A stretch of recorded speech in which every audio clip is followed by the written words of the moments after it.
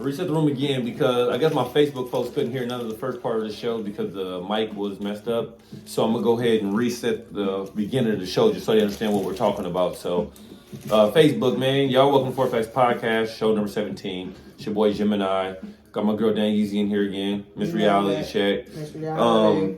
Yeah. So today's show, Happy Black History Month. So today's show, we tapping into Black religion, right, and the effects that us believing in so much of Christianity and things like that, and how it may be hurting us as a people just being so heavily involved and blindly following a religion that has allowed us to suffer for so long. You know, Black people were taught have so much faith in God, that, this, that, and the other. But sometimes I believe us all as Black people have questioned, like, how could God let us suffer to the degree that we're suffering at? You know, like, this is not normal for us as a people to suffer like we're suffering, especially if we believe that we are the first people. We are the chosen ones. You know what I'm saying? We come from the motherland, things like that. And we are the ones that are constantly berated and held down and have to fight 2 times harder just to even get looked at. Not even evenly, just looked at. Or acknowledge or notice, you know? So that's kind of what we're talking about. And I posed the question to you guys out there, and I wanted to know, like, do you believe that us blindly following Christianity is holding us back as a people? You know, like, do you think that it's worth us following and having hope and praying to God for things that are not coming our way? Or do you think it's hopeless? Do you think we're just programmed to do this so they can keep us in order to follow a criteria or a code they want us to follow? Follow that quote-unquote good book, as they call it, right? So Facebook, if you guys want to chime in, you can go ahead and chime in. My girl April just spoke on Clubhouse. She just had a great point. I got my guy James got his hand up over here on Clubhouse. I'm going to let him tap in first. And anybody after that, they want to tap in, they're more than welcome to tap in. What's up, Jay, man? Welcome to the show, man. Number 17, man. Yo, What? my guy, what's up? All right, chilling, buddy. I just wanted to tap in on the religion thing about as far as the system, right?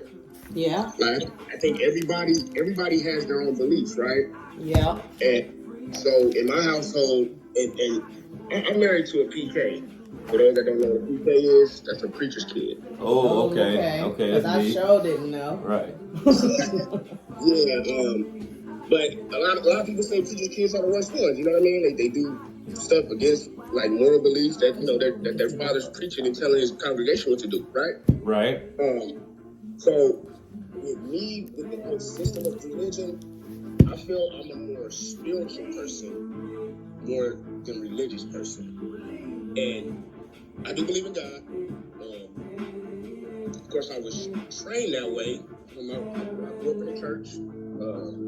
My mom was the accountant for the church. My dad was deacon, all this good stuff, right? I was what do they call it, like I was an usher. Okay. Your mic going low, James. Huh? Can y'all hear me better? No, not better. You was loud in the beginning. It's like you fading more and more, getting lower. I was trying to say, can't hear me. I can hear you barely, but I know the people on Facebook can't hear you. They can't hear me at all. I hear you now. You sound good now. You sound good. You can go ahead and say what you say because I'm recording it anyway, so they'll be able to hear you when I play back the recording of it. So you can go and speak a piece. They'll just hear it later.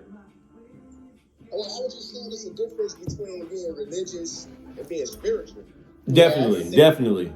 I think that plays a big part of it. It just depends on the person you are. Like you can grow up in church your whole life and hate it, right? Mm-hmm. But maybe somewhere down the line, something might happen to you, like an accident or something. Someone your family passed away, and you go back to church, but not necessarily. And I'm going to church every day type of way. You know what I mean? You start believing in certain things. To me, I use my day-to-day, I pray every day, and it's not necessarily, oh, I'm praying for the church. I got to go to church. I got to do my, pay my tithes and all that stuff, right? Okay. And me paying my tithes benefits me. Like I said, my father-in-law is a pastor. Yes, you keeping it in house, bro. So, yeah, exactly. He'll kick us down some money, every once in a while he look out for us, this and that. Keeps it in house, right? Exactly. But I've seen so many people use it in a negative way to try to control you. They try to put their own congregation down. I'm not saying my father-in-law does it. I'm not talking about him. I'm just talking about like members of his church. They do that type of stuff. I mean, that was the intent of use of religion from the beginning of history, anyway. Exactly. That's what I was going to tie into that, what you guys were talking about. And so where does that play in the part? You know what I mean? If we're all supposed to be God's children, why are we treating other God's children a different way? Right. But you're preaching to me that I should follow the book, right? But definitely.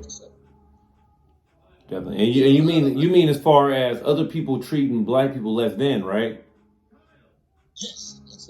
Okay, go ahead. Yeah. So for me, I don't necessarily feel that I need to be in a certain religion to be spiritual and have my own relationship with God. Definitely. So I think. So you would say you're more spiritual than religious, right? No, that's what he said. Right, yeah, I'm making sure because I know he said it's different. I'm trying to make sure he identified more spiritual than religious. But I'm around religion all the time. That's why I was trying to bring it up. Well, yeah. And I was raised in that setting. I'm still in that setting with my wife now. And I hear you on that because us as a people, religion is pushed on us so tough. So I know every black person out here is basically around religion real heavy. You get what I'm saying? Because it's pushed on us from an early age. So to choose to be spiritual over religious, sometimes you're getting looked at with like a side eye, like, oh, you should be into this. Like, cause even this conversation we're having now. That's what I was gonna say. Because I don't go to church especially during football season. I'm a football fan. Right, and hey, that's facts. Oh, that plays a part in too. That's another point. James, you hit on something with that one, James. No, he hit on something with that one. Go ahead. But before we're gonna tap into that. It's because we want to focus on black people and their religious practices before you get into your excuses as to why you don't want to practice on Sundays. We ain't gonna go there. That's one of the religious practices. You gotta take that into consideration, though. Listen. Some people consider that their religion. Okay. I've heard it many times on broadcast. But I won't try to throw y'all pot off.